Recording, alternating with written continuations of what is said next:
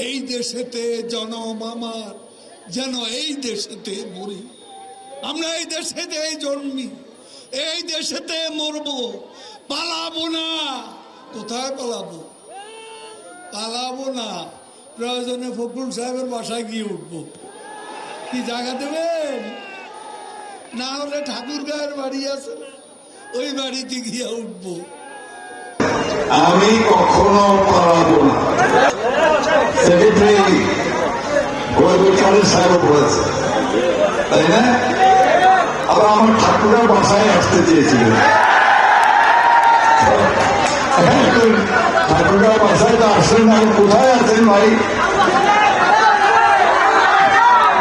কোথায় আছেন? আমি আপনাকে আমন্ত্রণ জানাচ্ছি, আসেন আমার বাসায় এখন আছেন।